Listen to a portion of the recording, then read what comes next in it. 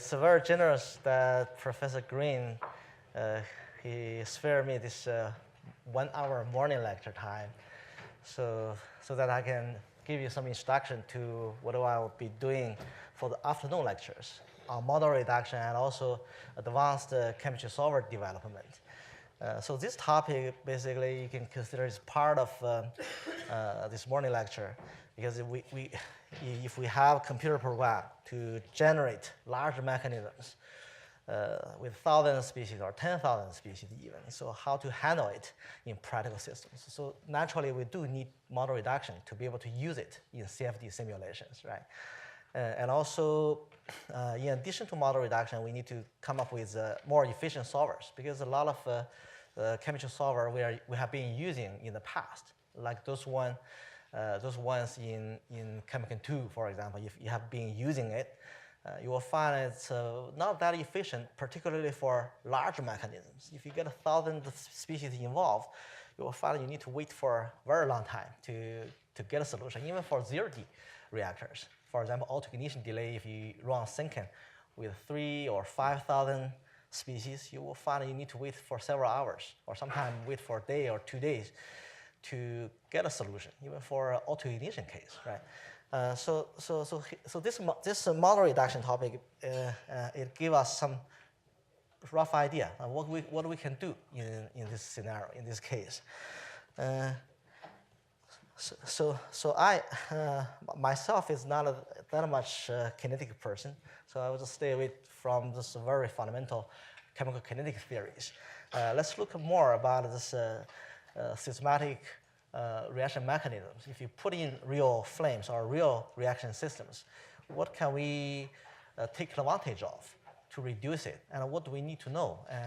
So a lot of aspects we need to pay attention to get a valid reduced model, or to get a valid chemistry solver, which we can speed up our calculations, right? So the introduction I put here, the first page, it's a little bit changed in the sequence. So it serves as the bridge of this morning lectures. Let's see, chemical kinetic theory, to what you actually use in CFD applications or chemical applications. Let's see, because if you put together mechanism, the chances you have a large set of detailed reactions involved, right? And those reactions, most of them are in elementary form. So-called elementary form is it's in Arrhenius form. The key factors are in Arrhenius form. Yeah. Make sure you hit at least 40. Let me see. Oh, I have to have one here. Okay. Yeah. Or I just can use this to point it, I guess. Can you see this little dot? Forget about it. So it's a lot easier this way. Okay. So if you have a whole bunch of Arrhenius form elementary reactions, so each of them are in this format, right? So if you put all the species together on the left-hand side, they can react somehow through collision or whatever complicated process. They form a whole bunch of products on the right-hand side. So in math, we put all the possible species together, but in reality, each elementary reaction, you only have 2 or maybe 3 species involved on the left-hand side. You get a few products involved on the right-hand side, right? In many cases, the reaction is even reversible.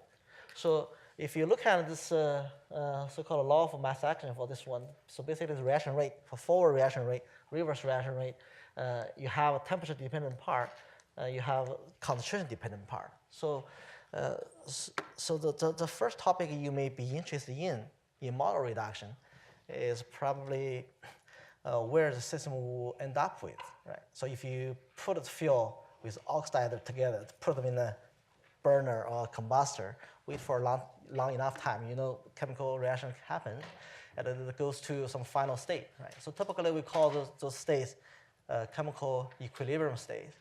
So at a chemical equilibrium, what happens is you need to know the temperature at least. So that will give you how much heat release you can get from the system, right? And then you want to know probably what species are there. So typically you are only interested in the major species with high concentrations, because major species are required to predict final temperature correctly, or final pressure, whatever things you are interested.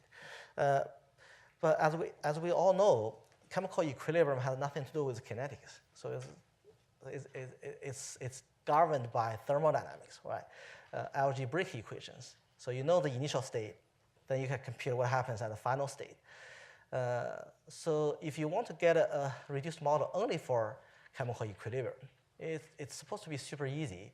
What you do is you just pick up a set of reactions, you put them together. If you look at these reactions, omega F is the forward reaction rates, right? Omega R are the reverse reaction rates. At equilibrium, you know, this forward and the reverse reaction rates all need to be balanced eventually. So this must be two, equal to each other.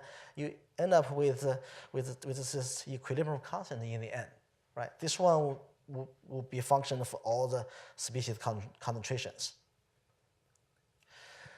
Right. For each reaction, you get one of these. And you probably remember what governs the equilibrium constant. If you go back, we can relate Kc with Kp, which is the exponential function of sigma delta nu I. Remember that, right? So Gi is 0 over RUT. So if you look at it, what happens is different species have different energy levels. Some has high energy level, some has low energy levels. But the energy level will make huge difference in their final concentrations. So if you get a factor of few difference in energy levels, eventually it will make orders of magnitude difference in the final concentrations. That makes it possible for us to reduce models. Because if you look at the whole big group of species, a lot of them have quite high energy levels. They have to stay in very low concentration. Sometimes even if you look at their mass fraction, they go to ppm level or even 1 billion, 1 part per billion. So very low concentrations. Those are small concentrations.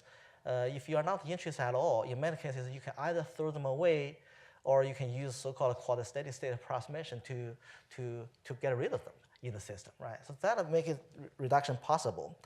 And then if you put all the reactions as species together in the mechanism, you get a whole big group of so-called chemical reacting system. So if you write down the governing equation for this in the ODE form, it will look like this. So in matrix form, it looks like this. So basically, C you can call C mole concentrations or mass fraction, whatever you define it. The S, of course, is the stoichiometric coefficient matrix. Now, omega are all the reaction rates. So omega is basically what we pay a lot of attention to calculate in kinetic systems, right?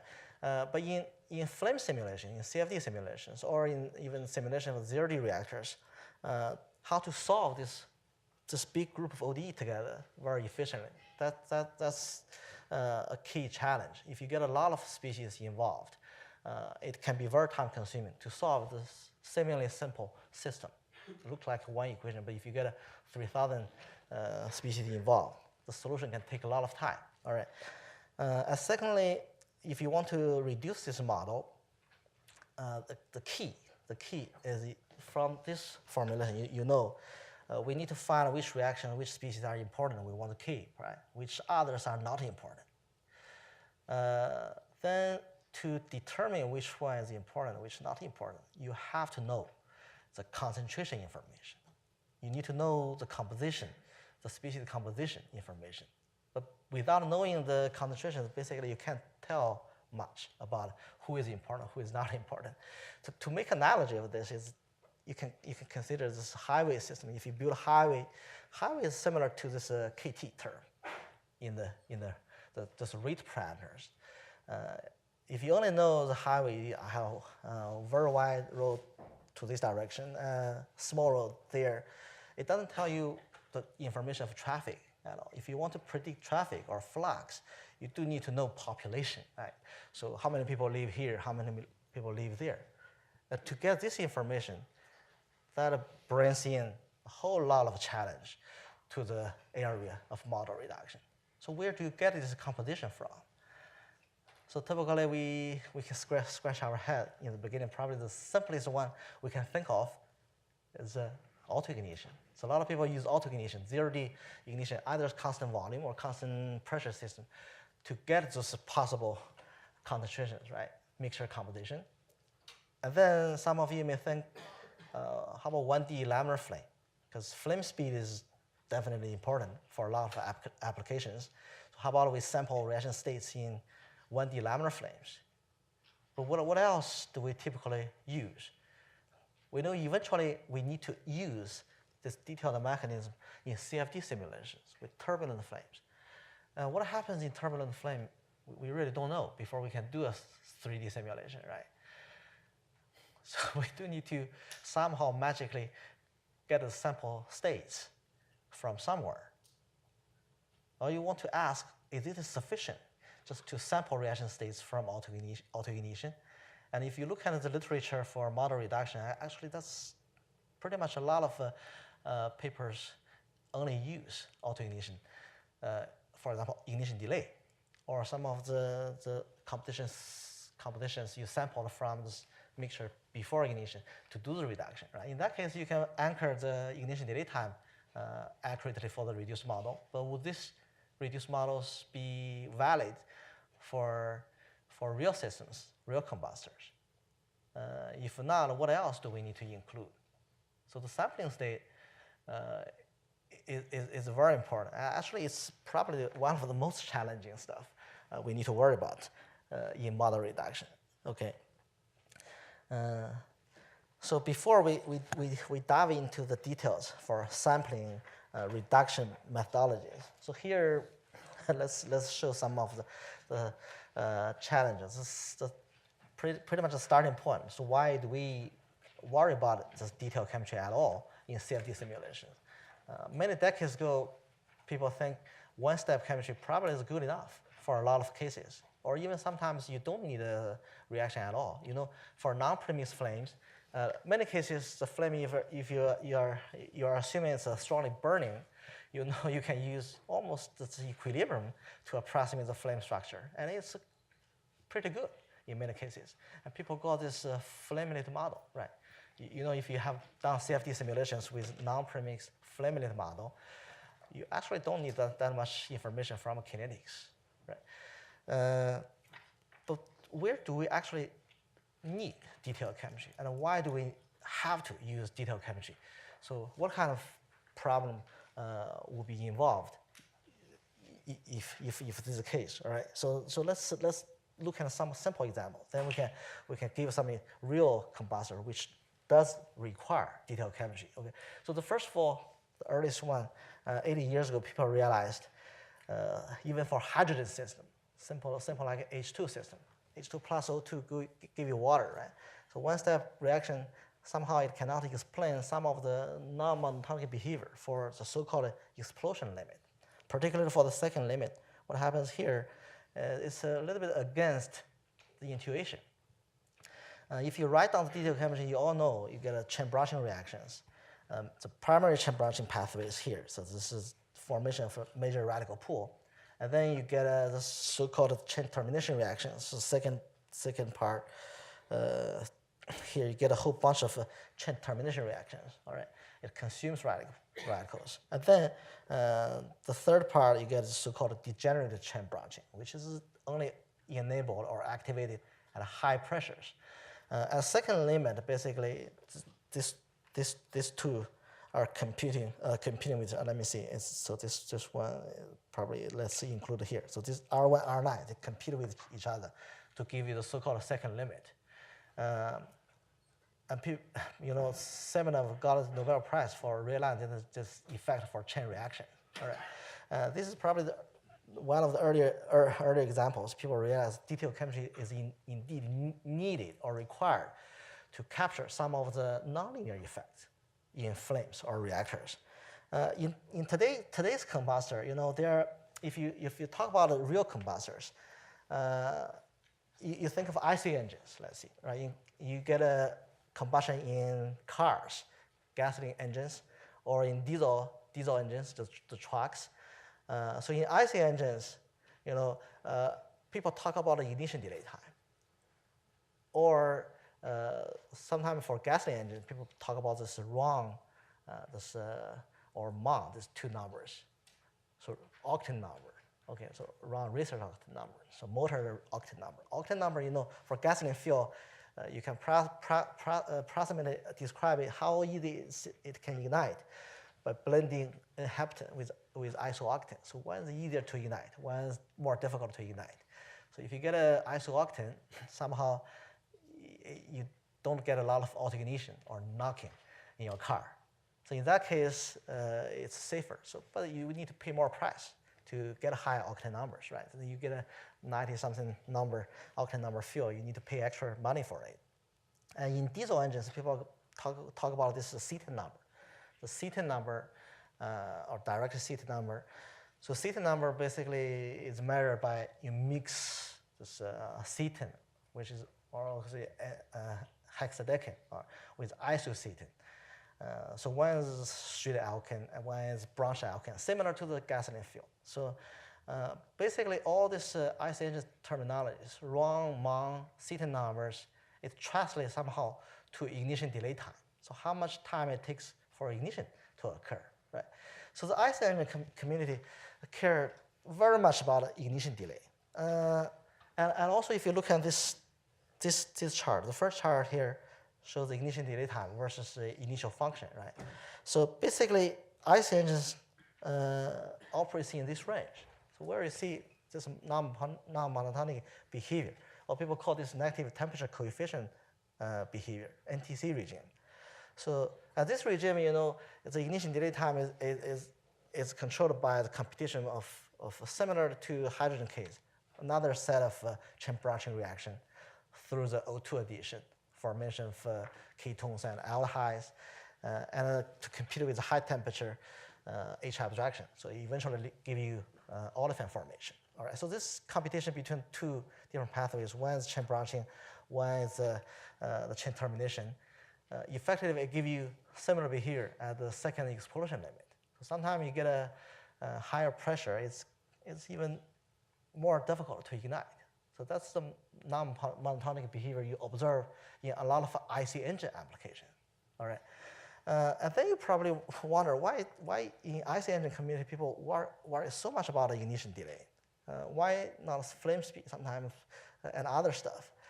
So that's pretty much determined by how IC engine works, right? You get a fuel or whatever in the cylinder and you compress it first to some high temperature. Let's see, 800 Kelvin, 900 Kelvin. For gasoline engines, a little bit lower, 700 something Kelvin. And this temperature, the mixture try to start, right? If you get a diesel engine or the newer engines called HCCI engines, the homogeneous charge compression ignition engines, as long as it's compression ignition, you do need to wait patiently for the radicals to build up, right? So either through NTC pathways or through the high temperature chain branching pathways. So this radical build-up stage, it takes a lot of time. It's the majority of the times you have to spend in the ignition delay period. All right. But in IC engine, you have to patiently wait for this to occur. So therefore, overall, IC engine combustion, the combustion in cylinders typically occurs in a slow manner. We call it a slow burner. Another type of burner we can see it's like jet engine-like, continuous flow burner, gas turbines, and also for aerojets. In those combustors, you get a stir reactor type of combustor. The combustor is very small, typically. Okay, it's similar, but it has much higher flow rate compared with IC engine. But the size of the combustor can be sometimes even comparable. So in this jet engine combustors, you have, let's see, a recirculation zone running there. The flame is always running there. And you keep on pumping fresh mixture into the burner. And then it can burn very quickly. So you increase the flow rate. If you take airplanes, it can burn a lot of fuel per time, right? Compared with IC engines.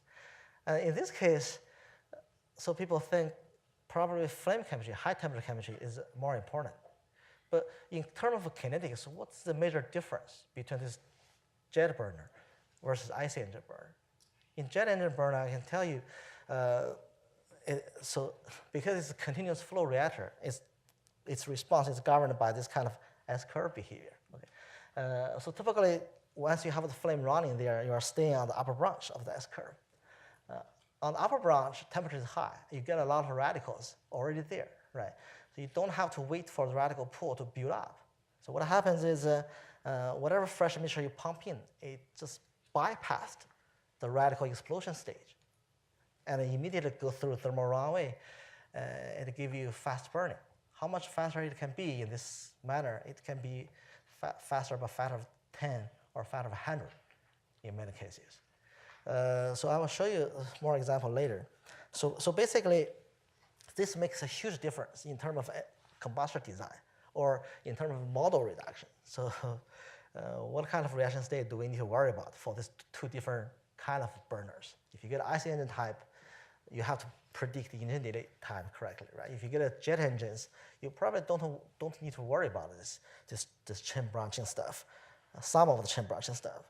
But this tells us two very important information. First of all, the sampling reactor is very important. Okay, I can tell you in my reduction work we use auto-ignition together with the stir reactor to cover those two major type of reactors. Okay.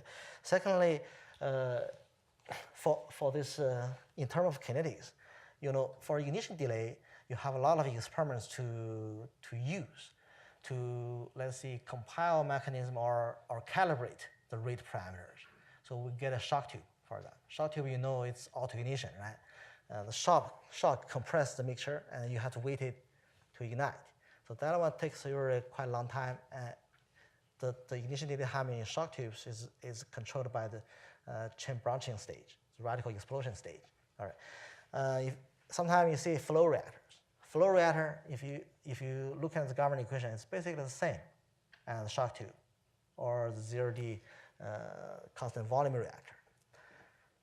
If you look at a rapid compression engine, so these three are pretty much all what we have for ignition delay time. It's all measures ignition delay. This ignition delay time is governed by radical explosion stage. Okay. And what else do I have? Probably flame speed. Flame speed that it is. But the bad thing is for flame speed, in many cases, it's not very sensitive to a lot of reaction pathways we are interested in. So you will find flame speed sometimes you have to include in your validation, but it's just not sufficient to just reduce the range of uncertainty in your model in many cases. So for jet engines, we do need to worry about the so-called upper turning point, this turning point. This turning point is very interesting. It tells you how fast chemistry can burn. So this ignition turning point is so-called ignition turning. It's slow burning, but this is a fast burning. It's, as I said, it's 100 times faster. Due to the very short time scale for this upper turning point or extinction point, so basically it's very difficult to set up an experiment to provide data for you to calibrate your model for high temperature problems. As a result, today, very few people have some good idea about how good our mechanisms are in terms of predicting the extinction points, the upper turning points of the S curves. And also, unfortunately, this upper turning point is so important for a lot of continuous flow regions. Not regions, continuous flow reactors. So jet engines, sometimes other type of continuous flow, even in laminar flames, if you stretch it to very high limit. Okay, then we know there are a lot of interesting issues we need to worry about associated with the competition between different reaction pathways in detailed models. All right. So therefore, if you want to capture those surprises or non-monotonicity or nonlinear effects, you do need to include those detailed reaction pathways in our simulation, right? So the good news for us is, so although you have a lot of species today to worry about, but computer power grows very quickly. So the Moore's law is still valid till today. Okay, if you look at the supercomputer power versus time, so if you see this is in log scale, so each is a factor of 1,000. Okay, so that means each decade, computer power increased by a factor of 1,000. So that's remarkable. The earliest computer, let's see, in the supercomputer in the 40s, till today is 70 years. How many times more powerful today's computer is compared with that time? So if you compute it as 10 to the 21th, how many zeros you have is difficult to count, right? So it's very powerful, even compared with 40 years ago. Even 40 years ago, that's 70s, right? That's when people just developed the chemicals. Let's see, in that age, if you compare with them, our computer is a trillion times more faster than what they had at that time. Suppose we should be trillion times more productive than those people. We should be, right? Yeah, but actually it didn't happen. So there are a lot of other limiting effects. I think it takes a lot of mind power to actually advance the science. So the real limiting issue, in many cases, is not only the computing power. A lot of cases is us. So how reasonable we can think of things and how well we handle different things. In terms of this, actually, we do need to wait patient. Although the computer grows so fast, so advance in science, in combustion science, is far way less than what we should today, right? So hopefully you guys can do it a lot better in your time. A few years later, you can be 1,000 times more productive than us. So you can just make the combustion research field revive.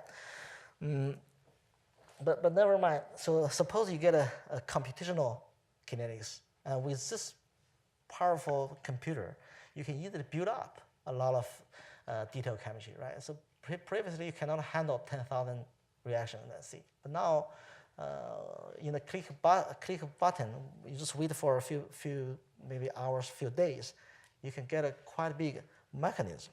If you look at this detailed reaction models assembled in the last 30 years, this is pretty much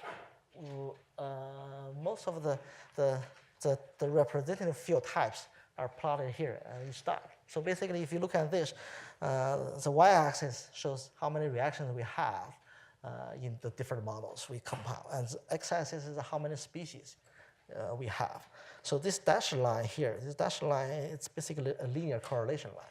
It's a linear correlation line. That's something interesting. It tells us in huge reaction models, the number of reactions statistically is linearly proportional to number of species. This observation actually is the base of a key development in the efficient chemistry solvers, so-called sparse solver, because due to this linear correlation, we do get sparse coupling among large kinetic systems. We'll show the sparse coupling later. And the larger the model is, the more sparse you have in the coupling. So you do need to take advantage of the sparse couplings between different species and reactions to speed up your calculation, okay? Secondly, you will see the number of species increase exponentially with the number of atoms in the field. If you get small fields, let's say hydrogen is good to this corner, with 10 species, it's fine.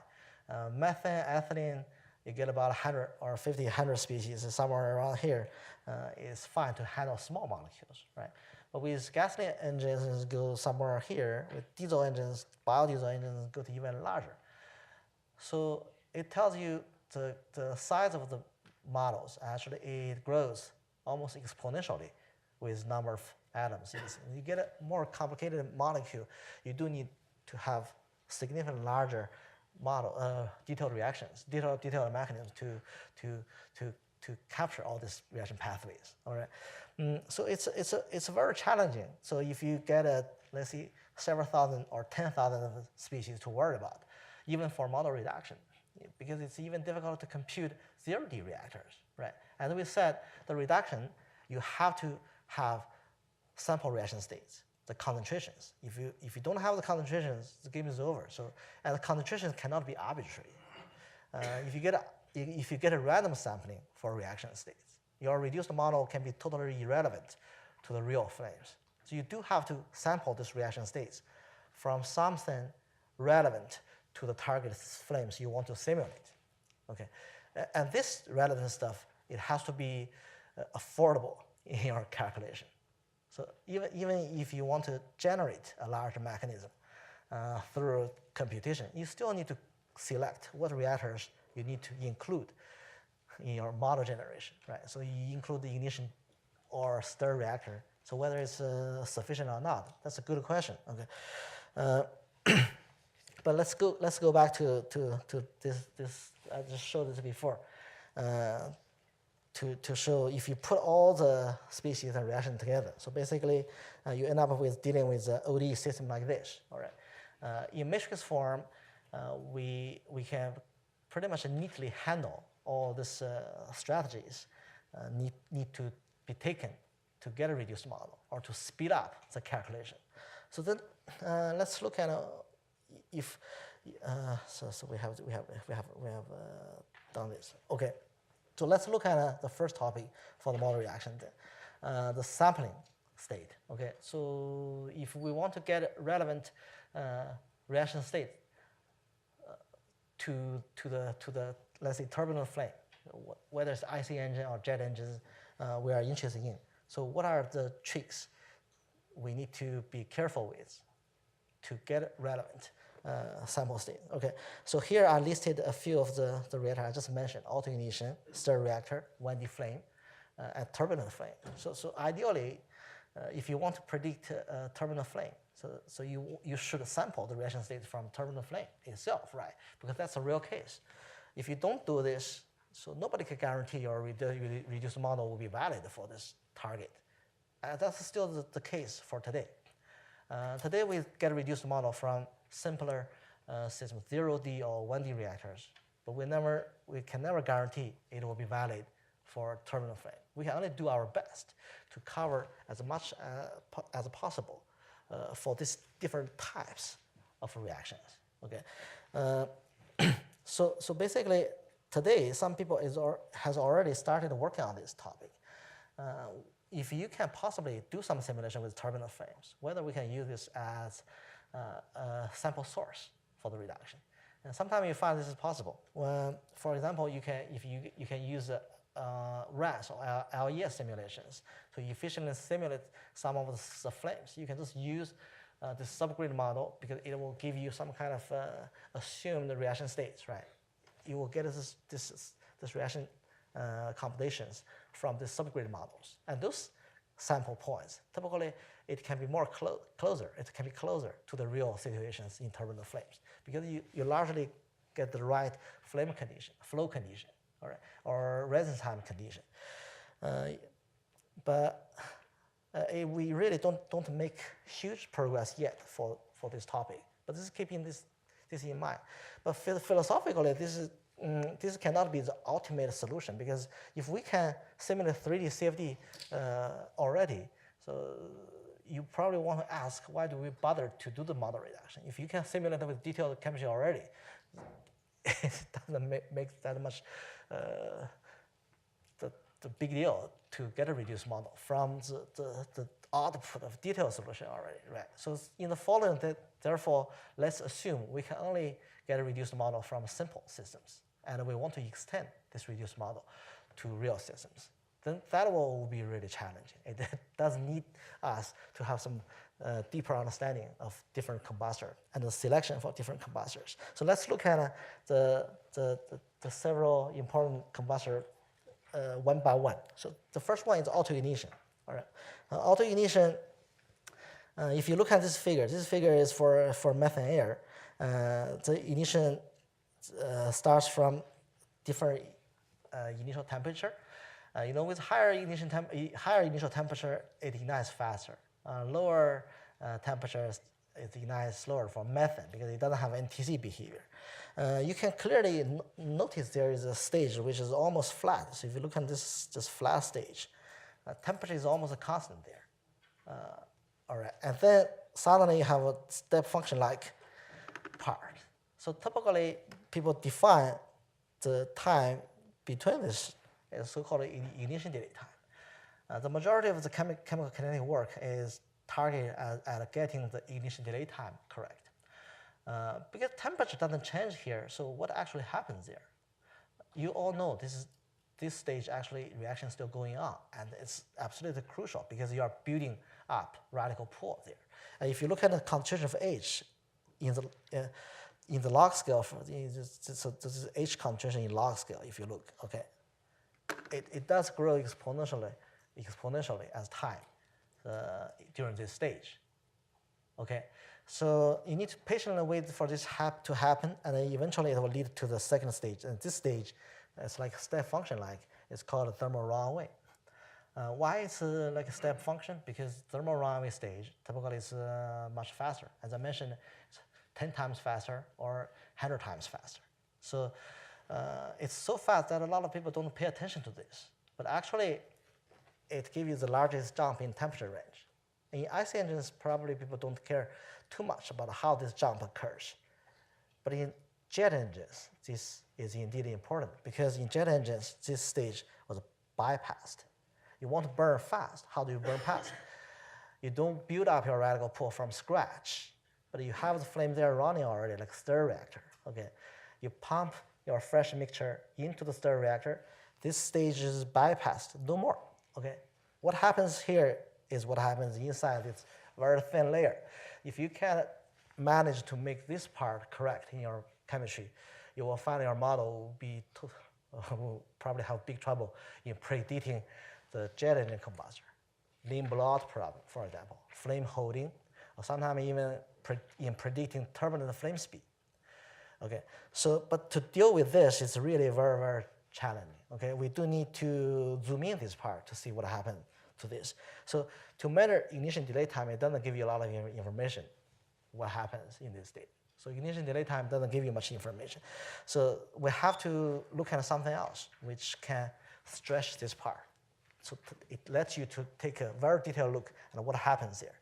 And this elementary system, so one of the best reactor I found is the stir reactor. Or if you do assume it's uniform,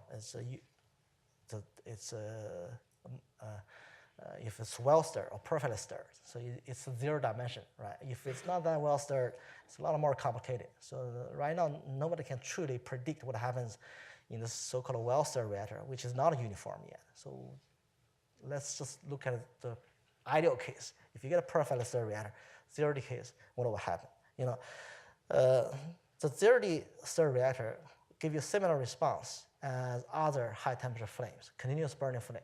Like if you get a counterflow flame, whether it's premixed or non-premixed, or if you get other type of continuous burning flame holding problems, whatever problem you have, the chances you get this flame response, which give you this S-curve-like behavior. Okay, so typically if you burn slowly, if you have slow strain rate or slow flow rate, you get plenty of time for a reaction to be complete in the combustor. All right. In that case, temperature is close to adiabatic flame temperature, and the competition is close to equilibrium concentrations also. And it's not that interesting to look at this point because this point has a little to do with kinetics. All right. So it's becoming more interesting if we strain the problem or if we reduce the residence time, which allows the reaction to occur. If you only get a limited time, so what will happen to the system? Then you'll see you have a limited time, reaction becoming incomplete. Right? Some fuel can be consumed, some cannot be consumed. So this incomplete combustion will lower down the temperature, of course. All right. So and also correspondingly, radical pool size will change. So everything will change. But if you keep on reducing the residence time, you will see in addition to the equilibrium product, you get more and more unreacted fuel left. So in the mixture, you get a lot of reactants, a lot of fuel there. And temperature goes lower, but it's still quite high. So if you compare this regime with this regime, this two-meter regime, so maybe I can ask you guys a question. Where do you think the reaction is faster? Is it faster here, or is it faster in here? So that's the key question we need to understand, because why the turning point is so important for combustor design. So which part do you think is faster? Yeah. Should be in the higher temperature one. Yeah, because its temperature is high, right? We know reaction rate depends on temperature exponentially. It's Arrhenius effect. So that's absolutely important. So you get higher temperature, reaction rate should go up exponentially. But keep in mind, the reaction rate is Kt multiplied by the concentrations, the reactant concentrations. And this location, there's no reactants left. So the reaction rate cannot be fast because all the reactants are depleted. At this location, you get plenty of reactants, and temperature is still high. Somehow you can get the optimal burning case. The reaction actually goes the fastest at this location. So this is a very important point. That's why when you design a combustor, you try to, let's say, reduce the size of the combustor, right? In jet engines, the volume is so precious because you don't want to waste your volume. If your combustor is this big, they will probably throw away your design. They want to reduce the size of the combustor this smaller or even smaller, but they cannot make this small. But today is go to like a 10 centimeter in this order magnitude. So that's pretty much the minimum they can do right now. And the engine design, people say, why don't you just get rid of the combustor? You cannot do it. If you get rid of it, where do you get the energy, right? All the energy was released from this small volume. How could you get this fast reaction from this small volume? You try to push your system toward this condition. So the mixing is so fast. The reaction occurs within the step function. So it's very fast. Okay, you can pump in fresh mixture very quickly, and it can be burned very quickly. But it also is very dangerous if you push your reactor toward this condition. What happens if you push it furthermore, a little bit over this limit, so-called extinction residence time? The chemistry cannot catch up with the flow. You get too short time for reaction to occur, then the system will just extinguish. When extinction happens, so the mixture will be quickly diluted downward to the onboard condition. So the flame will be gone. So that is so-called the blowout in engines. So if you want to burn as fast as possible, but naturally you need to deal with the blowout problem. How to stabilize the flame there. So of course this is pretty much the lower limit you can do to push the combustor, right? You cannot go beyond this level. You can go beyond this level, there's no way you can stabilize the flame. And this is the minimum size you have to keep the combustor.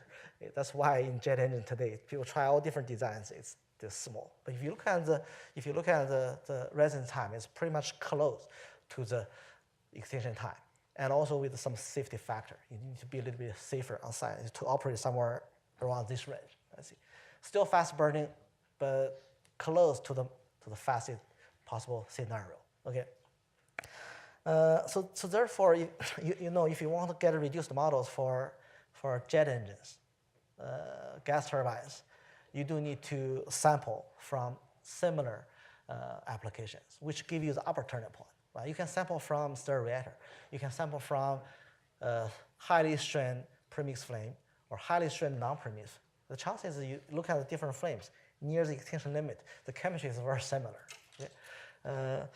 So we'll show a lot more information in the afternoon lectures about this. But here is a turbulent flame, a highly strongly turbulent flame, which is simulated by Alexei Plavnenko. So this guy previously was in Army Research Lab,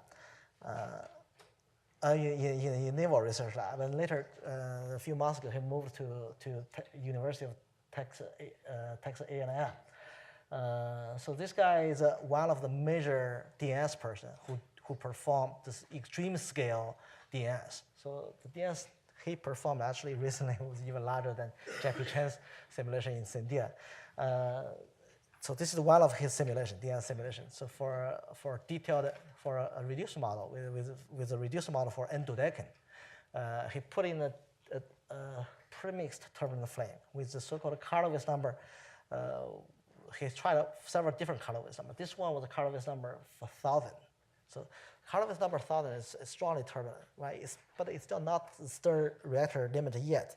If you look at this flame, you will see a lot of interesting phenomena going on there. So let me just bring up this movie. If you take a look at the temperature plot, you will see different from our laminar flame-lit concept. In this flame, the reaction zone, which is this part, or you can call this preheat zone. But later we found this is actually the reaction zone. It's highly wrinkled, broken reaction zones. You get a lot of strong, fast mixing, very complicated reaction going on in this flame. So if you want to predict this, let's assume this is the case occurred in the jet engine, and dodecane, it's a surrogate for jet fuel, right? So what relevant reactors do we need to use for this case? All right. So here we plotted this reaction state scatter. Reaction state scatter, which is let's say heat release rate. That's one of the major scenarios we want to predict correctly.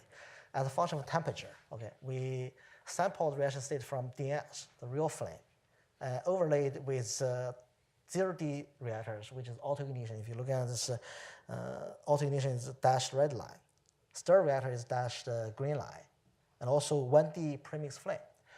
The first thing you want to look at this flame, the shape of the scanner. Which one is closer to each other? Like the turbulent flame is closer actually to stir reactor, right? Although it's truly 3D, but the scanner for the reaction state it agrees the best with stir reactor rather than the 0D autoignition. If you look at autoignitions here, you go to autoignition, it's skewed. Therefore, if you use autoignition to approximate what happens here, you will get a largely pretty much raw heat release rate. Okay, and also if you look at this, you find a 1D unstretched laminar flame. Actually, the scatter is not that too far away from stir reactor. So what's the reason? Because stir reactor, you can consider you get a burner here. With high temperature, a lot of radical, you pump fresh mixture in. So the new guys entering the system was forced to ignite because you already have a lot of radical, high enough temperature, right? So it takes, let's see, 10 microsecond or 100 microsecond time to ignite. Okay, that's typical time scale for so-called extinction problem. Okay. But then if you look at this 1D premix flame, what will happen to the premix flame? 1D premix flame, you get a high temperature here, low temperature here, fresh mixture. The flame is propagating this way, right? The mixture here is not auto-igniting by itself at low temperature. But what happens is the reaction zone or the burn product has a lot of radical and heat, and it tries to throw each radical and heat forward into the fresh mixture to force ignite the guys in front of it. Okay, this kind of a back diffusion scheme give you the so-called eigenstructure in propagating flame. In this sense, when the unstretched laminar flame is similar to the scenario for a stir reactor with longer residence time. Okay, and if you strain this 1D flame, eventually you'll find the reaction state actually gets closer to stir reactor extinction. So at extinction, people find all different applications, whether it's premix, non-premix, or stir reactor. You get a similar reaction pathway, similar behavior, similar response. So they can be mapped to each other. Okay, yeah. So for a jet engine or gas turbine, you're showing that strain happens at much higher temperatures than something that a PSR can handle. Or in another word, also in terms of pressure, sometimes these new gas turbines are like 40 bar pressure. What are the impact of the different temperature and pressure when you're trying to map it, do such mapping?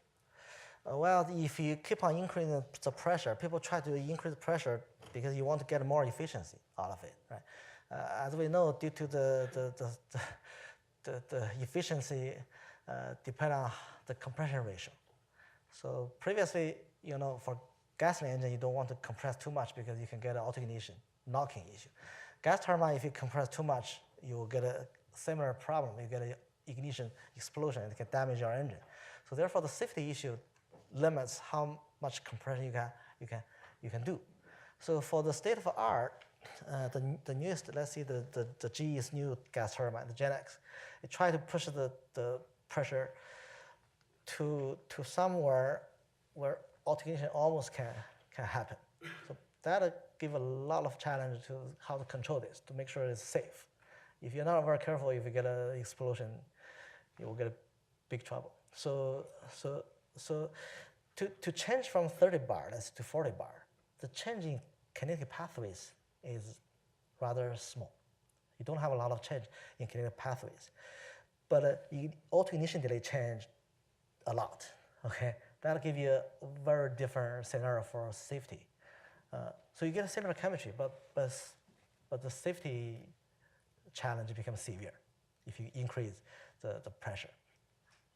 All right. But what about temperature?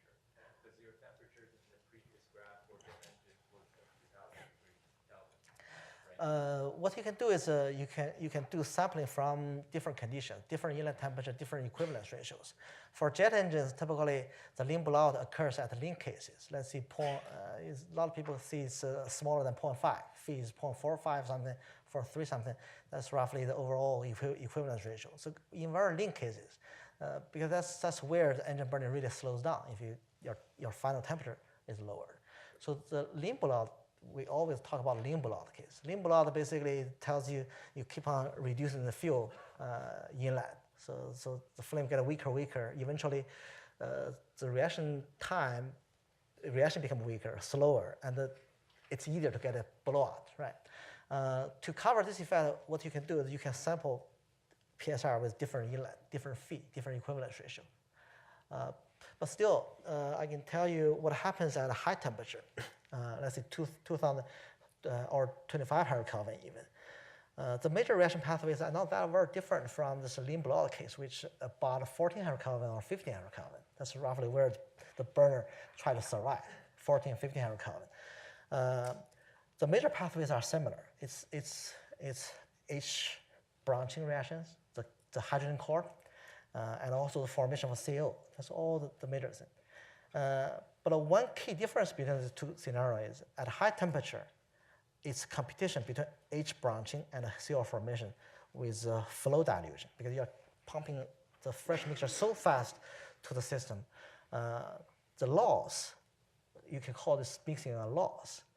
This competes with the H branching, so like R1 reaction in chemistry that causes the extinction. But if you keep on reducing the equivalence ratio, your temperature goes down, right?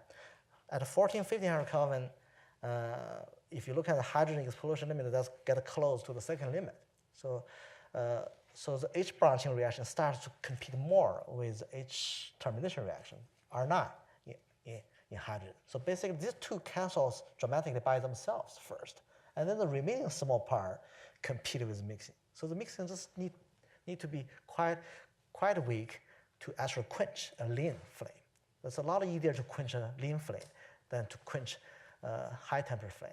So that's why if you look at the extinction time if you have a high temperature, you need to have microsecond residence time to quench it. But if in lean blowout time, it goes to about a millisecond, sometimes 0.1 millisecond, sometimes millisecond. So it changes by several orders of magnitude. But it's the competition pathway that changes. But the interesting thing is if you look at this reaction pathways are all small molecules for jet engines for this extinction problem. It's all hydrogen core, CO formation, CO2 formation. CO2 formation plays even less role there. So it's quite a simple chemistry. But the thing is that if you don't include the PSR sampling in your reduction, what will happen is you can get rid of a lot of important reactions which are important for this fast burning, which give you already, although you can get a correct ignition delay time, shock tube, everything is correct, ignition delay time is correct. When you put this model in jet engine simulation, you find the result can be totally wrong. You can never hold the flame, or the flame can never extinguish. All right, so that's why when we do the reduction, we always sample from both ignition problem and the extinction problem. So we keep on calling it the extinction. But you can imagine, but when we talk about the extinction, this terminology, I guess every people here, they have different definitions. What extinction is? You ask different people, I bet you will give me different answers. Everybody has different definition for extinction in their mind. And sometimes we don't have a clear definition of extinction, okay? So physically what happens in extinction, the extinction limit is basically, it's still an ignition problem. And in chemistry, when fuel become product, this is a one-way problem. It go only this direction due to the second law, okay? So the reaction can never go backward by itself. So if a fuel becomes product, there's never a chance it can go back to fresh mixture. Then what do we mean by extinction? It's like you change a product to fresh mixture, right? Extinction, I can tell you, extinction is if you get a fluid. Let me just bring up this one note. So suppose if you look at a fluid element somewhere in the burner, you get a fluid element. You get a lot of product in it, right? You try to somehow put a lot of fresh mixture beside it, so therefore diffusion can occur. You can have a reactant going into this product zone. So in this, if you can make the volume sufficiently small, the diffusion can be very fast. So if it's fast enough, it can pump in enough fresh mixture to the fluid element. So the mixture becomes explosive. Okay, you get a reactant in it, and also you have high temperature. So in this case, the fresh mixture is forced to ignite very quickly.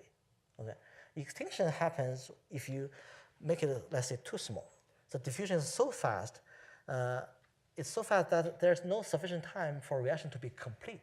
If it goes beyond to the extinction time, that means you are forcing it too much. Just like if when we were graduate student, if we get some pressure, we can be more productive, right? If we got too much pressure, some disaster can happen, right? You just give up. Similar things. If somebody forces you too much to ignite, in Chinese it's called 拔苗助长. You want to pull the little thing too fast, then you can get a so-called extinction. Extinction basically is you can call it a failed ignition. You force it too much, then it cannot just even be forced to ignite during this short time. That's the extinction. And if this happens, you are pumping a lot of fresh mixture into the small element, and the whole system will be diluted quickly down to the fresh mixture level. Temperature be diluted down, and the concentration will be diluted quickly to the fresh mixture concentrations. So in this case, you can imagine this transient behavior to jump from this upper turning point to the lower turning point is actually it's a fluid dynamic process. It's a mixing, very quick mixing process. The whole thing is diluted backward. So therefore, there's nothing mysterious about extinction.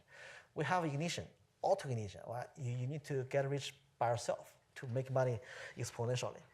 Or forced ignition, if somebody can give you some money to start with, you can bypass this long period, you can quickly become rich, just like a thermal runaway. Forced ignition, if you didn't give enough time even for this forced ignition to occur, it's just quickly diluted. Just like if you get one rich parent, if he get 100 or 1,000 poor guys sharing his money, he will just go bankrupt. That's the extinction. So therefore, we are dealing with the ignition problems. The difference is how ignition occurs. Whether the radical explosion, the radical pool buildup is necessary or not. If it's necessary, it's one story. If it's not necessary, it's another story. So therefore, we are dealing with pretty much two major scenarios in real combustors. In IC engines, you don't need to worry about the first slow stage. Jet engines is bypassed. So it's possible to get a much smaller reduced model for jet combustor. You only need to keep the simple molecules, very simple reactions. It can possibly be much simpler, although the problem looks a lot more complicated. All right, so high temperature problem can be a lot simpler. How many minutes do we have? I have all of time. So let me just quickly show you some of the figure I have later for the reduced models. Don't want to. Sorry, I just talk too much here. So therefore we developed a lot of different methodologies, which I will cover in detail in the afternoon lectures. So we start from sample reaction state. You go to just input is a reaction, is sample reaction state. We go to all different type of reduced model reduction method. Eventually, it will speed you some kind of very small model. Typically, it's 10 times smaller than the detailed model. And this model can typically capture, as we said, ignition delay time, extinction time, and also flame speed naturally will be captured by this kind of reduced model. Later, we reduce this. We apply this reduced model into different simulations. For example, in IC engine simulation, diesel simulation, we can get a quite large one, 3,000 species one. We plot it back. We reduce it to about 100 species. Let me just magnify this. Too bad. Yeah. So we can run RANS and also LES simulation for this lifted diesel flame. So eventually you find a lot of good agreement with detailed flame simulation. And also this one is a DNS simulation performed by Jackie Chen and Cynthia. This is one of the milestone DNS performed about 5-7 years ago. It's for ethylene lifted jet flame, similar to IC engine, but at that time we can only do ethylene. So this one was reduced from USC MAC, more than 100 species, down to 22 species. So eventually this is probably the first petascale DNS simulation for flames. We have a lot of interesting findings based on this result. And then in the afternoon, I will also talk about the so-called advanced chemistry solver development. So the chemistry solver is very important. And we see reduced chemistry model, if you reduce by a factor of 10, it can save you a lot of simulation time, right? But you do have some price to pay. You lose some accuracy. Sometimes you are not sure whether this is 100% correct in your terminal flame.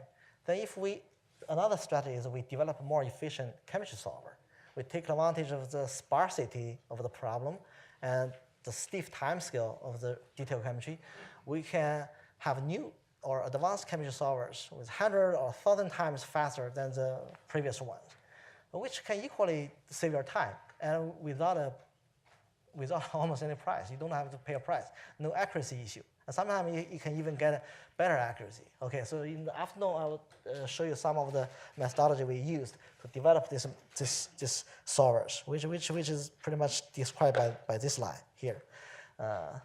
It's a few times of the rate evaluation. That's how much time the state-of-the-art chemistry solver takes to solve this very complicated chemistry. All right, so thank you very much. Hopefully I will see you guys in the afternoon lectures.